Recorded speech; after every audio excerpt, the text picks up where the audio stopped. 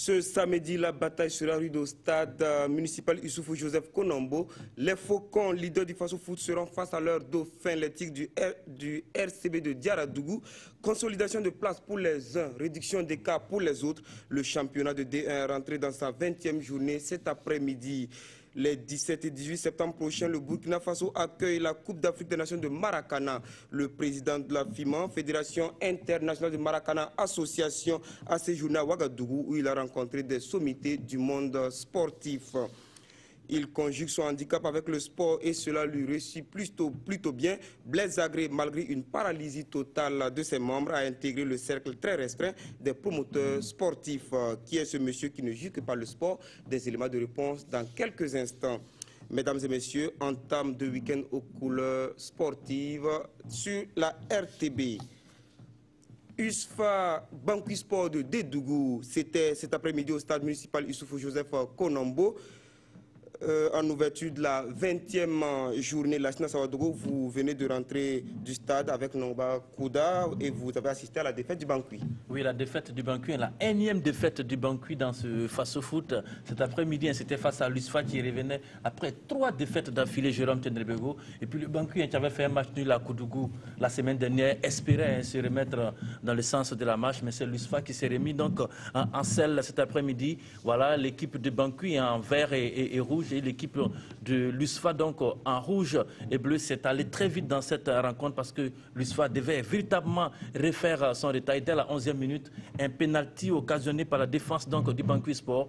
Pénalty pour l'équipe militaire. On revoit cette action. Il y a bel et bien pénalty.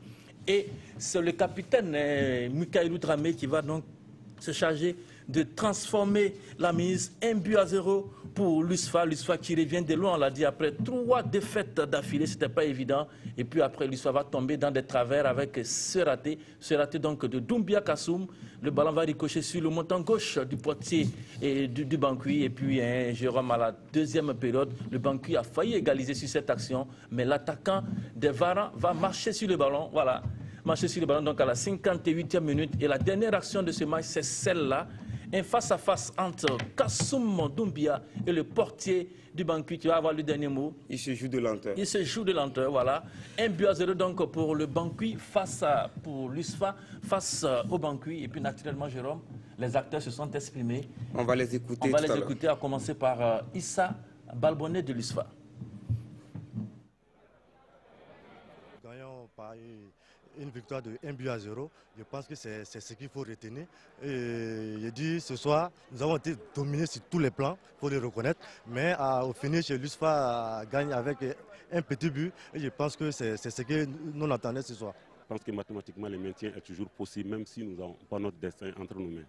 Mais je dis souvent, ce n'est pas seulement les coachs, c'est toutes les composantes qui doivent participer pour avoir ce maintien-là. Alors, la grande attraction de cette 20e journée, c'est le choc entre le leader RCK et son dauphin RCB. Mais au stade du 4 août, les rencontres USO AS Asfa Yenega et Kozafa AS Sonabel ne vont pas manquer de piquant. Les enjeux sont de taille. Si pour l'USO et l'Asfa Yenega, il s'agit de se relancer, pour Kozafa et l'AS Sonabel, c'est une question de revanche ou de confirmation. Plus d'explications avec Konsun Koulibaly et Kalfa Ouattara. C'est relevé après le faux pas de la 19e journée. C'est le leitmotiv de l'USO et de l'Asfa Yenega pour cette 20e journée du championnat national de football de première division. Après une déconvenue, la confrontation entre ces deux équipes est une occasion de se relancer. Jouer contre l'Asfa, c'est un grand club et ça a toujours été en tout cas un match plein d'attractions. Pour cela, c'est comme je l'ai dit, bon, on va se donner à fond, on va rester dans notre logique. Faire circuler, jouer comme on a l'habitude de le faire. Il est vrai que nous venons de 2 défaites, mais bon, vu l'ambiance qu'il y a depuis le lundi jusqu'à maintenant, nous osons espérer que ce samedi-ci, en tout cas, la victoire sera en tout cas de notre côté. Le samedi, en tout cas, vous aurez avoir en tout cas un visage quand même positif de l'Asfa Yenega. Du côté des acteurs, l'opposition en elle-même est la première motivation. Et au coup d'envoi, c'est samedi. La victoire sera le maître mot. Forcément, on part pour avoir une victoire, ou bien pas un match pour perdre, on part pour gagner. Donc, pour le match de l'Asfa Yenega, sans mentir, on part pour gagner ce match. Ça ne sera pas un match facile, C'est un match engagé, donc bon, on est prêt pour ce match, donc il n'y a pas de problème là-dessus. Ce n'est pas à cause de deux défaites successivement qu'on doit se décourager et puis jeter les objectifs à côté. On doit toujours rester sur ça et faire tout pour avoir une victoire contre ISO, puisque c'est à partir de l'ISO que vraiment ça doit partir. À la suite de la rencontre ISO Asfagnilega au stade Katout, l'équipe de COSAF tentera de prendre sa revanche sur l'AS Sonabel. Entre nous, c'est une revanche qu'on doit prendre contre l'AS Sonabel. Puisqu'au phase aller, on a perdu notre match contre eux. Et on va se donner les mains et se donner tous les moyens pour battre la Sonabel. Désormais, il faut faire sans Yacouba Mando, qui a rejoint le Rail Club du Kadiego. C'est pas du tout facile, mais ça va. Quand même, on a eu quand même à travailler pour essayer de remédier à ça, mais c'est difficile. Comme je vous l'ai dit au départ, remplacer un joueur comme Mando, c'est pas facile. Mais tout en chassant son absence, on a travaillé pour combler ce déficit-là. Les électriciens, quant à eux, sont dans une bonne dynamique après les premières victoires enregistrées dans cette phase aller. Contre COSAF, l'AS Sonabel devra confirmer ses déclics.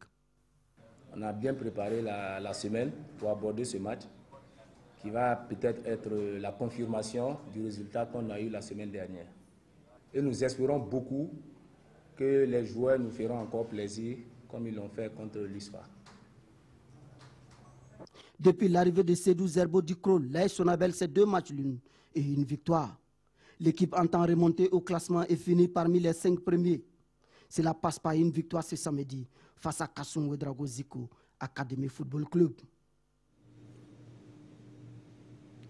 Alors, la SNA Sawadro, nous sommes toujours ensemble. RCK, RCB, USO, Asfagnilega, COSAF, AS Sonabel. Les enjeux sont de taille, mais j'imagine qu'il y a d'autres rencontres non moins intéressantes dans cette 20e journée. Oui, dans cette 20e journée, il y a des rencontres, vous l'avez dit, hein, qui vont aussi attirer du beau monde. C'est la rencontre de Koudougou, par exemple.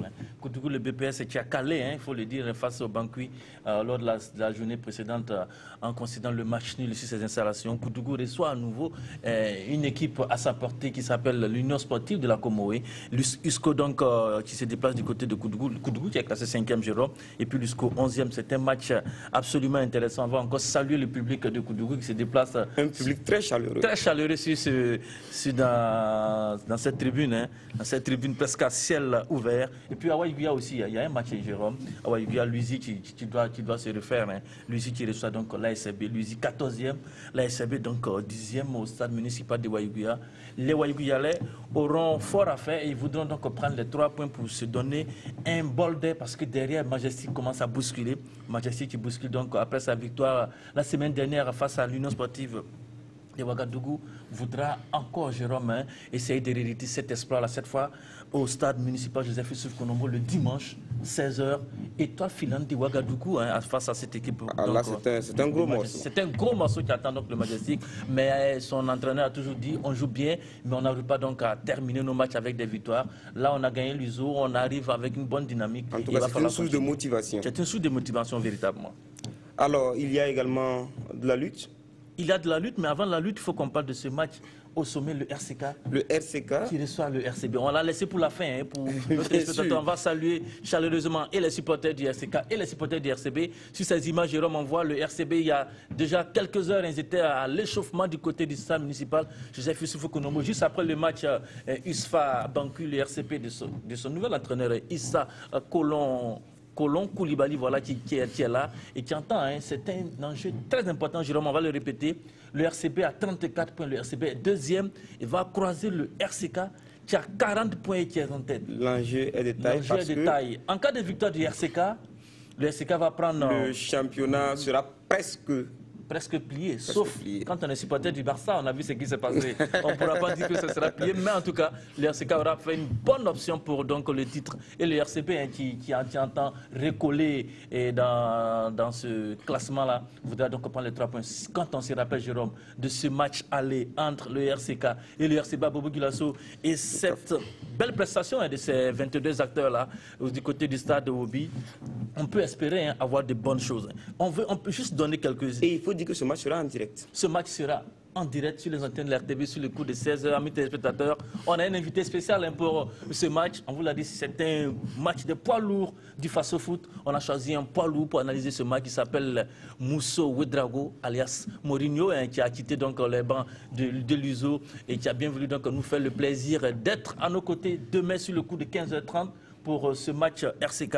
Pour le plateau RCB. D'animation. Tout à fait, oui. Donc c'est en direct, chers téléspectateurs, retenez-le et on va aller à la lutte. Oui, il y a la lutte, c'est le championnat national de lutte traditionnelle qui aura lieu ce week-end aussi, dimanche, du côté de Tougan. Il y a des grands noms, tous les grands noms de la lutte seront donc du côté de Tougan pour le championnat national. Vous savez comment se déroule la lutte, c'est juste avant donc de rentrer dans l'hivernage qu'on organise cette compétition de lutte. On va saluer avec beaucoup de chaleur tous nos téléspectateurs du côté de Tougan, tous ceux qui feront le déplacement dans l'arène de Tougan pour suivre ce championnat national qui sera fort enlevé. Les monstres de la lutte seront au rendez-vous. Il va falloir ne pas rater ce rendez-vous. Alors, merci à vous, Lassina Sawadogo. Demain, on est ensemble sur le plateau RCK-RCB au stade Issoufou Joseph Konombo à partir de 15h30 avec Mousso Ouedraogo alias Mourinho. Alors, les arbitres sur le plan national sont confrontés à d'énormes difficultés sur les terrains de football, aussi bien dans l'élite qu'au niveau amateur. Tantôt décriés, souvent ou parfois agressés, les hommes en noir ne laissent pas les fans de foot indifférents. La Ligue professionnelle de football s'est penchée sur la problématique en vue d'aboutir à un arbitrage de qualité. Son secrétaire exécutif Aboubakar Yago s'exprime sur la question au micro de Bangba David Kafando. Supporters, quelquefois, s'en prennent aux arbitres. Mais je dis une chose, il faut que nous comprenions que le football, là, il n'y a pas que les équipes, il y a également les équipes d'arbitrage. Or, tant que nous n'allons pas permettre à nos arbitres d'avoir beaucoup de rencontres, cela va être difficile. Malheureusement, le peu de ressources, notre organisation ne favorise pas aux arbitres d'avoir beaucoup de compétitions avant d'embrasser les compétitions d'élite. Quand on parle de compétitions de petites catégories, c'est dans le programme du colonel Sangaré, c'est pour lui vraiment un point d'honneur qu'il met à compétir. Mais les équipes même ne font rien pour avoir des joueurs disponibles à temps. Dans nos textes, il est dit que les licences se font au même moment pour les seniors, les juniors, les cadets et les minimes, et à une période donnée. Les gens attendront, quand on veut parler des compétitions, pour dire, écoutez, nous, on n'a pas de licence. Ça pose problème parce qu'on est maintenant obligé de regarder comment on fait pour que les gens compétissent avec les licences. Pour vous dire, cette année, par exemple, on aurait souhaité commencer les compétitions depuis une période, mais les équipes n'ont pas encore toutes leurs licences. Et lorsque vous ne jouez pas à ce niveau, il n'y a pas d'arbitre à ce niveau. Et donc, la conséquence, quand les élèves font leurs cours, leur apprentissage se fait dans des niveaux d'élite où, quelquefois, et ça pose problème. Et quand on prend en compte qu'également on insulte plus les arbitres qu'on ne les encourage, ça n'encourage pas les enfants à venir. Il faut que nous comprenions que c'est un ensemble. Autant les joueurs peuvent rater des gestes techniques simples, autant il faut comprendre qu'un arbitre qui est à ses débuts fasse des erreurs. Mais c'est le lieu là que nous leur donnons pour commettre ces erreurs. Organisons-nous à faire en sorte que ce soit les meilleurs qui soient dans l'élite et que les moins bons ou les débutants soient dans les compétitions de bas niveau et donc qui vont les permettre de s'aguerrir avant d'affronter ça. Tant qu'on ne comprendra pas ça, on va tourner en rond. Alors, pour également favoriser un arbitrage plus développé, parce qu'il faut dire qu'on a très peu d'arbitres, et je dis aux gens, aujourd'hui, sur 120 arbitres que la CCA 10 disposait, la D1, la D2 mobilise 96, la D1 féminin mobilise autour de 16, donc c'est toute la classe. Et quand vous prenez une classe, vous avez des très bons, vous avez des moyens, vous avez des médiocres. Il faut qu'on accepte cela. Alors, dans le programme donc déjà de l'affiliation, on a prévu que si vous devez vous affilier, il faut que vous apportez un dossier de candidature pour un arbitre au moins. Nous prévoyons pour les règlements des compétitions de petites catégories l'année prochaine que lorsqu'une équipe veut s'engager dans une catégorie, elle envoie également un trio arbitral. Ce n'est rien, mais nous pensons que des jeunes vont comme ça aimer et rester définitivement dans le sillage de l'arbitrage en augmentant donc considérablement leur quantité. Mais plus vous avez un plateau large, mieux vous avez la possibilité de choisir. Parce que quand vous n'en avez pas, vous n'avez pas le choix, si vous voulez compétir, de prendre tout ce que vous avez sous la main.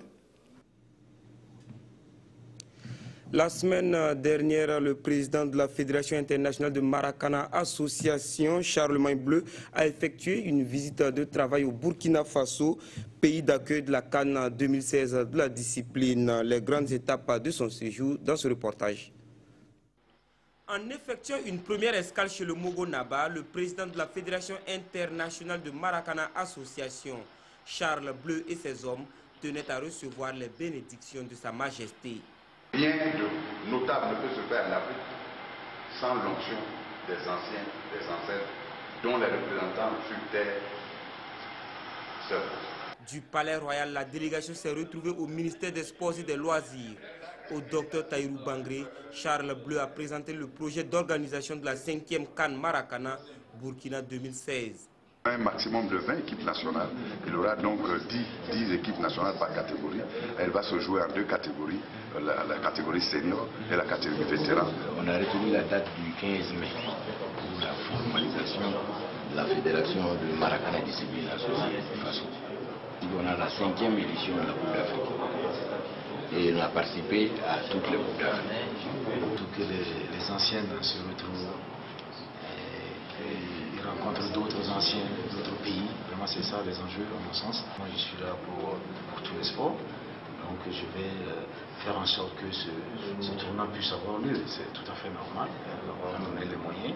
Autre acteur important du sport qu'il fallait voir, le président du comité national olympique et des sports burkinabé. Je pense que nous allons vous encourager dans ce chemin-là. Merci beaucoup. J'estime que chaque Burkinabé a le droit de pratiquer le sport qui l'anime, qui l'aime.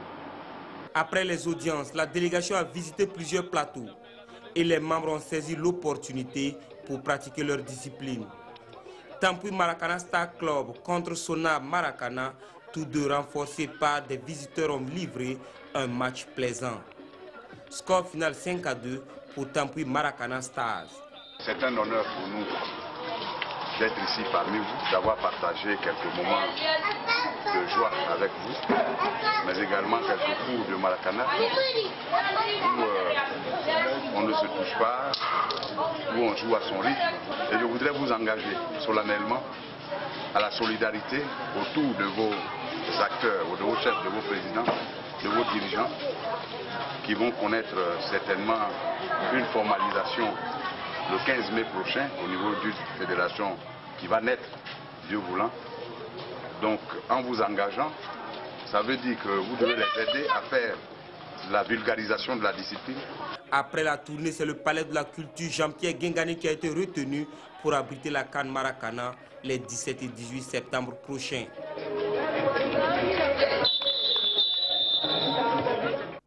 Il aurait pu se morfondre dans son handicap, mais il a choisi d'agrémenter son existence par le sport. Blaise Zagré a initié un tournoi omnisport dans le quartier Gounguin de Ouagadougou. À force de persévérance, Blaise Zagré a intégré le cercle très restreint des promoteurs de coupe.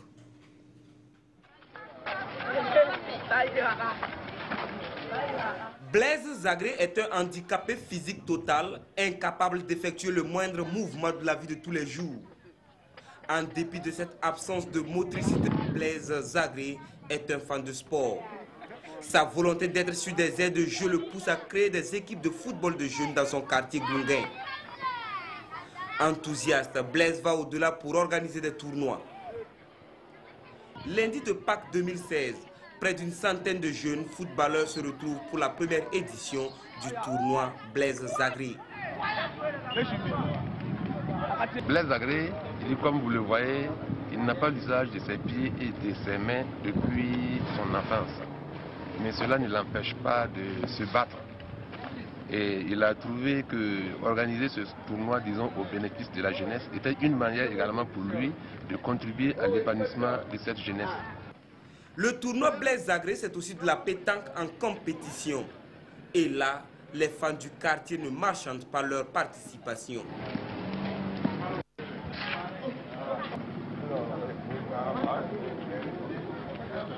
Autour de ce damier, des adultes s'affrontent pour la finale de la Coupe Blaise Zagré.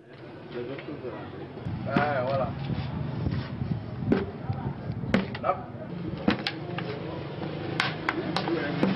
L'organisation de telles compétitions nécessite la mobilisation d'importants moyens financiers, bien au-delà des possibilités de Blaise Zagré. La volonté de Blaise est telle que Emmanuel Sanou, informaticien de profession, s'est senti obligé de mettre la main à la poche.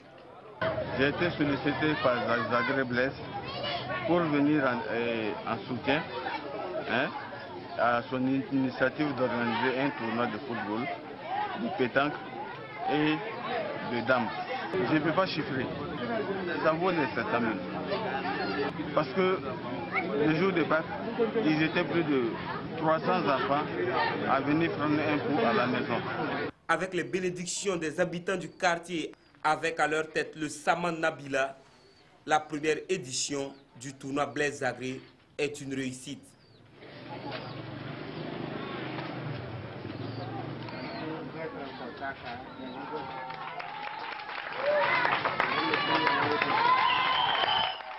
Tous les meilleurs participants ont été récompensés. Blaise Zagré qui organise ce tournoi, vraiment c'est à le féliciter. Ce qui veut dire que même si on est un handicapé, ça ne veut pas dire qu'on doit se laisser aller comme ça. Blaise Zagré l'a souhaité.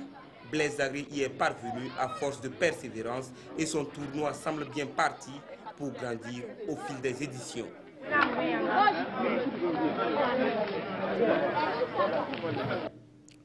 Le sport pour tous, voilà un vocable pour désigner la pratique du sport pour le maintien ou sport de santé. Le ministère des Sports et des Loisirs, pour susciter l'engouement autour de la pratique du sport de santé, a choisi de vulgariser l'aérobic. Mahamadi Wena. Des personnes de tous âges en plein exercice physique sur fond de musique. Cela s'appelle de l'aérobic, c'est-à-dire de la gymnastique accompagnée de la musique. Encore appelé sport pour tous, la pratique de l'aérobic s'avère importante pour la santé physique et intellectuelle. Et quand je vois les gens autour de moi, et dans la joie, en dansant, en faisant du sport, franchement, c'est une très bonne initiative. Je pense que ça nous apporte beaucoup de choses, surtout au niveau de la santé. Je pense que tous ceux qui boivent du café, du thé, c'est l'occasion donc de les éliminer ici. On a fait un peu de sport, en dansant surtout. Vraiment, c'était impeccable. On a transpiré depuis, j'ai la vue tout mouillé. Le sport pour tous ou sport de santé a repris ses activités en mars 2012 après une longue période de léthargie. Depuis lors, les après-midi de jeudi et même les samedis matins sont réservés à ces exercices physiques. L'aérobic connaît de plus en plus de l'engouement et se généralise sous la houlette du ministère des Sports. Le jeudi 24 mars dernier, le ministre des Sports et des Loisirs a eu droit à sa toute première séance d'aérobic. Que tant qu'on n'y s'y met pas, on ne se rend pas compte. Le plus difficile, c'est le premier pas. Moi, depuis longtemps, comme je vous l'ai dit, ce n'est pas évident, mais aujourd'hui, je suis venu. Vraiment, ça me donne envie, et même on voulait continuer. Bon, mais le temps étant limité, donc on a arrêté. Vraiment, c'est une très bonne chose. La santé de la population fait partie des priorités des autorités burkinabées. Et à travers le concept Samedi Matin Santé, des animateurs assistent les pratiquants au stade municipal à Ouaga 2000 près de la salle de conférence, à Wayalgain au nord de l'échangeur de l'Est, à Tampé sur le plateau de la mairie et à Pissi sur le plateau Omnisport du secteur 26. Avant de se quitter, je vous propose d'écouter ou de réécouter des propos de certains acteurs du football national. C'est une compilation signée Lassina Ouattara. j'ai vu réellement la population. Merci.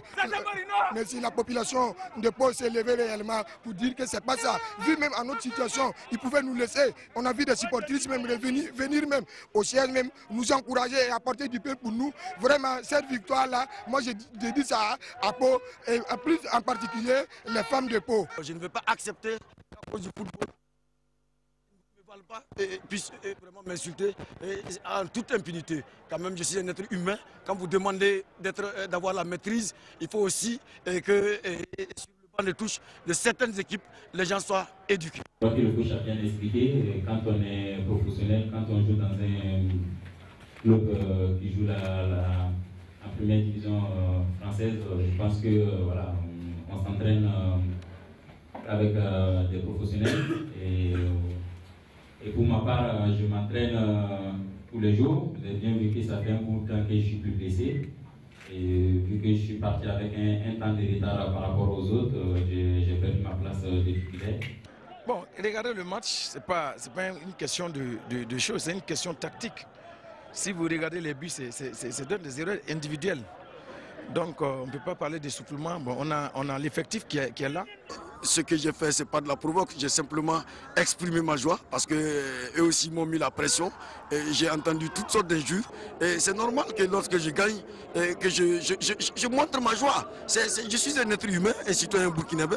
J'ai droit, en tout cas, à cette liberté d'expression, surtout quand je gagne. Pourquoi je vais me cloisonner, faire semblant parce que je ne suis pas content? Non, je suis heureux. Et si on considère cela comme de la provocation, bon, comme mon malheur est comme ça, c'est sa nature, je ne vais pas changer un iota. Moi, je reste modeste, je n'ai pas de force. Ma seule force, c'est dire aux enfants, on peut. On ne naît pas avec la jeunesse, on apprend. Vous êtes journaliste peut-être de 30, 40 ans de carrière, c'est dû à la longévité et le fait que vous avez eu le métier, que vous avez arrivé quand même à poser des questions à ce juste. Moi aussi, je suis là, je suis avec les jeunes, je leur donne du temps. Laissez-nous nous construire, parce qu'avant de construire une équipe, il faut que les joueurs se construisent. Dans un match de football, il y a les trois résultats, il y a le nul, il y a la défaite et puis il y a la victoire. Bon, on a été défaits.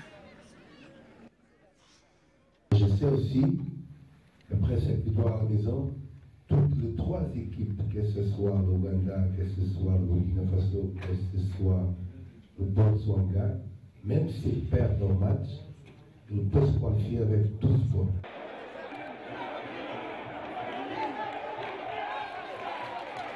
Ce n'est pas le carton rouge qui m'a énervé. Puis moi-même, je ne suis pas d'accord avec le geste de mon joueur, mais c'est le comportement de l'entrée du RCK qui se permet d'insulter l'entrée de mes gardiens. Et je ne suis pas d'accord pour ça.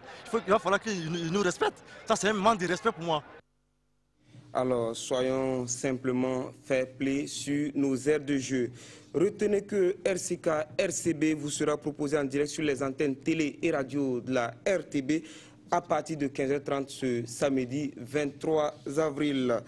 La Fédération burkinabé de lutte organise les 23 et 24 avril prochains les phases finales des championnats nationaux seniors, hommes et dames à Tougan dans la province du Sourou. L'événement est placé sous le haut patronage du Premier ministre, Son Excellence M. Paul Kabatieba, sous la présidence du ministre des Sports et des Loisirs, le Dr Tahirou Bangré, et sous le parrainage du ministre de la Culture, des Arts et du Tourisme, M. Tahirou Bari. Merci de nous avoir suivis. Bon week-end sportif à toutes et à tous.